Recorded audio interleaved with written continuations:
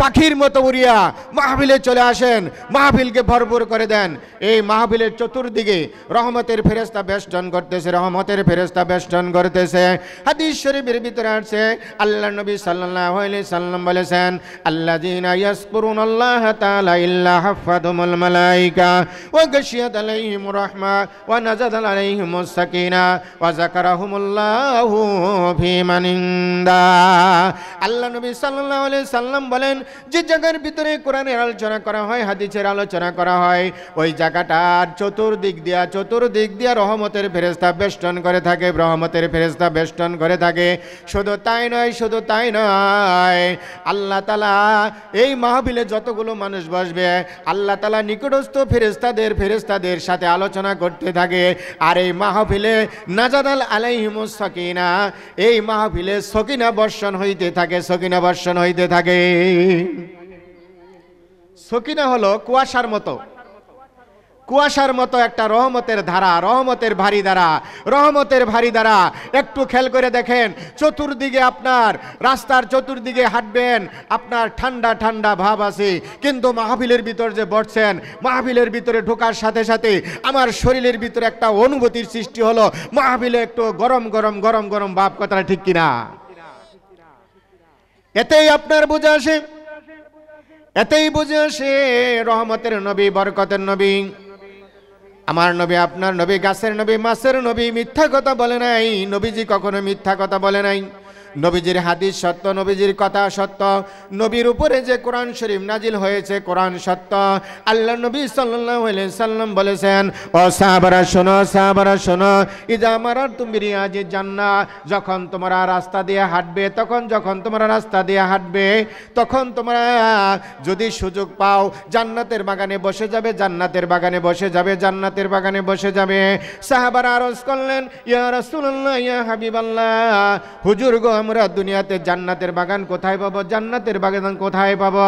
আল্লাহর নবী, রহমতের নবী, বরকতের নবী বললেন, ও সাহাবারা শোনো, যে জায়গার ভিতরে কোরআনের আলোচনা করা হয়, হাদিসের আলোচনা করা হয়, ওই জায়গাটাই হলো জান্নাতের বাগান। আমার ভাইয়েরা, বন্ধুরা, রহমতের নবী, বরকতের নবী, বিশ্ব নবী সাল্লাল্লাহু আলাইহি সাল্লাম বলেছেন, ও সাহাবারা শোনো, যদি জান্নাতের বাগানে বসার সুযোগ পাও, তাহলে জান্নাতের বাগান থেকে কিছু ফল সংগ্রহ করো। সাহাবারা বললেন, কালু ইয়া রাসূলুল্লাহ, হুজুর গো, আমরা জান্নাতের বাগান বুঝলাম, কিন্তু জান্নাতের বাগানের ফল আমরা কেমনে সংগ্রহ করব? রহমতের নবী, বরকতের নবী, যে নবীকে সৃষ্টি না করলে তামাম দুনিয়ার কোনো কিছু সৃষ্টি করা হতো না, চন্দ্র সৃষ্টি করা হতো না, সূর্য সৃষ্টি করা হতো না, জান্নাত জাহান্নাম, আপনাকে আমাকে, সাগর নদী পাহাড় পর্বত কোনো কিছু সৃষ্টি করা হতো না। সেই রহমতের নবী, বরকতের নবী বলেছেন, ও সাহাবারা শোনো, ওই জান্নাতের বাগানের ফল হলো সুবহানাল্লাহ। যখন বক্তা বলবে সুবহানাল্লাহ, আমরা উচ্চ স্বরে বলবো সুবহানাল্লাহ। যখন বলতে বলবে আল্লাহু আকবার, আমরা উচ্চ স্বরে বলবো আল্লাহু আকবার। আমার ভাইয়েরা, বন্ধুরা, যখন বলা হবে আলহামদুলিল্লাহ, আমরা উচ্চ স্বরে বলবো আলহামদুলিল্লাহ। এই সুবহানাল্লাহ, আলহামদুলিল্লাহ, আল্লাহু আকবার হলো জান্নাতের বাগানের ফল। যারা কন্যাই সুবহানাল্লাহ, এরা বাড়িতে যে কবান না, সুবহানাল্লাহ বললে অসুবিধা হবে, টাকা খরচ হবে। কইছেন ছোট করে?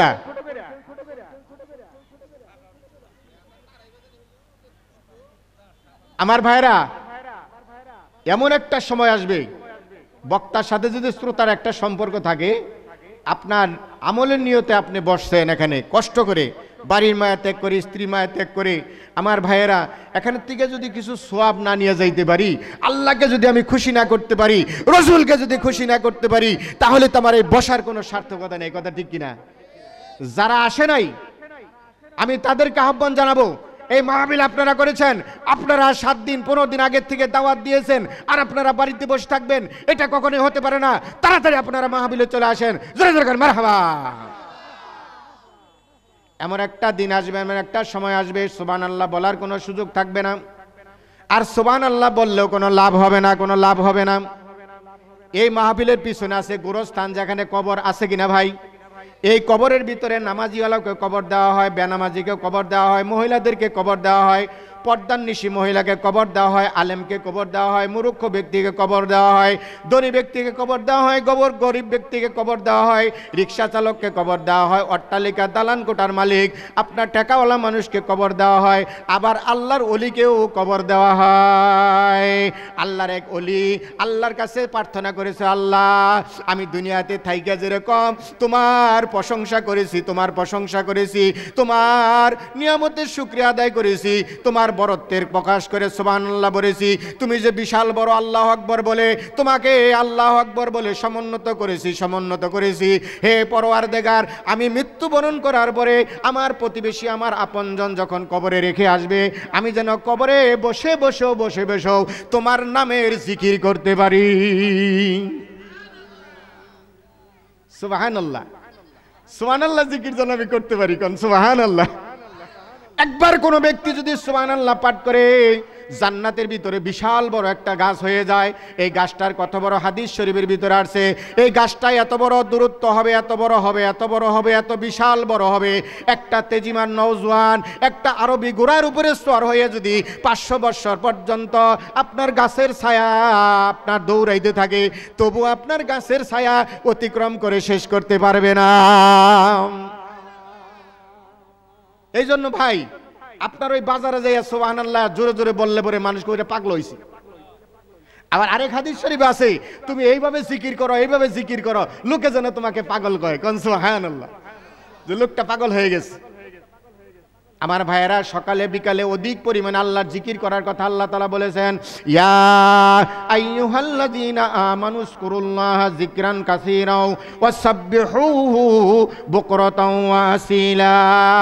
ও দুনিয়ার মানুষ, তোমার এই হায়াতের জিন্দেগিতে অল্প সময় আমি দুনিয়াতে পাঠাইলাম, আমি আল্লাহকে বেশি বেশি ডাকো না তাগুতকে বেশি ডাকো, তুমি ভগবানকে বেশি ডাকো না ঈশ্বরকে বেশি ডাকো, তুমি গাছ পূজা করো না পাথর পূজা করো না তুলসী গাছ পূজা করো না সূর্য পূজা করো, না ও বান্দা, আমি আল্লাহকে তুমি বেশি পূজা করো, আমি আল্লাহকে তুমি বেশি ডাকো না কাকে ডাকো, এইটার জন্য পরীক্ষার জন্যই আমি আল্লাহ তোমাকে দুনিয়াতে ছেড়ে দিলাম।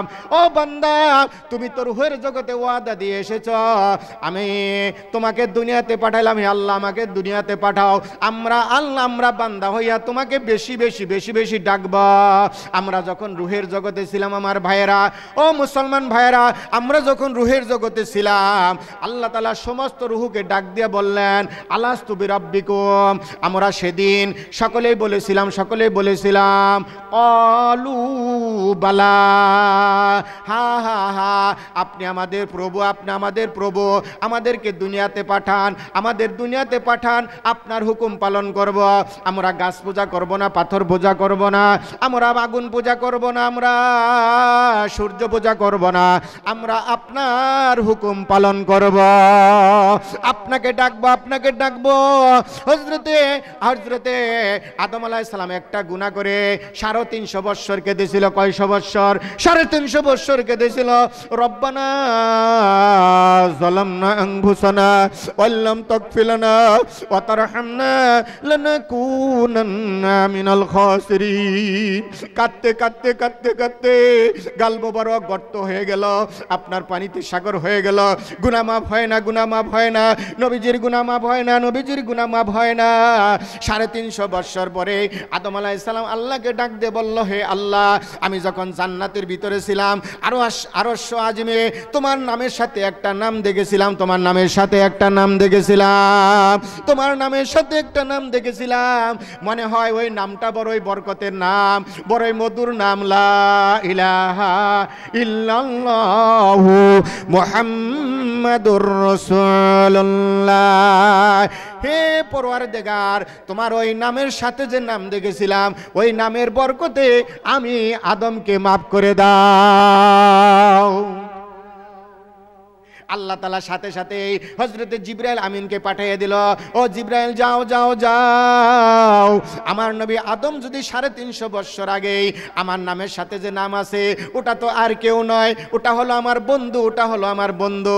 আমার বন্ধুর উসিলা যদি 350 বছর আগেই যদি আদম আলাইহিস সালাম আমার বন্ধুর উসিলা বাতাইতো, আমি আল্লাহ 350 বছর আগেই আদম হাওয়ার গুনাহ মাফ করে দিতাম। আমার ভাইয়েরা, আজকে আমরা বুঝি না, আজকে আমরা জানি না, জানার জন্য চেষ্টা করি না, বোঝার জন্য চেষ্টা করি না, আমরা চেষ্টাও করি না। যেমন একটা দামি নবীর উম্মত, এমন একটা দামি নবীর উম্মত যে নবীকে সৃষ্টি না করলে আল্লাহ তাআলা তামাম দুনিয়ার কোনো কিছুই সৃষ্টি করা হতো না। সেই বরকতপূর্ণ সেই দামি নবীর উম্মত আমি আপনার কোনোদিন আল্লাহর কাছে প্রার্থনা করি নাই, আল্লাহর কাছে চাই নাই, বিনা চাওয়ায় যে আল্লাহ তাআলা আখিরি জামানার পয়গম্বর নবী মুহাম্মদ রাসূলুল্লাহ সাল্লাল্লাহু আলাইহি সাল্লামের উম্মত করে পাঠালো। আজকে বিশাল একটা আজিমুস শান ওয়াজ মাহফিল, কোরআনের মাহফিলে আজকে ডাকাডাকি করা হচ্ছে, তারপরও আমাদের সজাগ পাচ্ছি না। আমার ভাইয়েরা বন্ধুরা, আমাদের তাড়াতাড়ি এই মাহফিলে আসার দরকার আছে কি নাই? আছে। আপনারা যারা আছেন আখিরি মুনাজাত পর্যন্ত থাকবেন তো না ভাগবেন? আজকে বড় বড় বড় বড় আপনার জলিল কদর উলামায়ে কেরামকে দাওয়াত দেওয়া হয়েছে, যারা হাজার হাজার মানুষের সামনে আপনার ওয়াজ করি। আমি শুধু একটু জমায়া দেওয়ার জন্য আপনার মাহফিলের পক্ষ থেকে সভাপতি সাহেব বলেছে, এই জন্য আমি একটু ডাকাডাকি করতেছি। পরবর্তী বক্তারা আলোচনা করবে। রহমত নবী, বরকত নবী, ভালোবাসা দরকার আছে কিনা? আছে। আমার ভাইয়েরা বন্ধুরা, নবীকে যদি কেউ ভালো না বাসে, দেখেন নবীকে ভালোবাসা হলো ঈমান, নবীকে ভালোবাসা হলো ঈমান। কেউ যদি বলে লা ইলাহা ইল্লাল্লাহ, তাহলে সে মুসলমান হবে না, তাহলে সে ঈমানদার হবে না, তাহলে সে মুমিন হবে না, তাহলে সে মুত্তাকি হবে না। সে হোক না কে পুরুষ, সে হোক না মহিলা, সে হোক না কোটিপতি, সে হোক না লাখপতি, আপনার তৌহিদের সাথে রেসালাত লাগাতে হবে।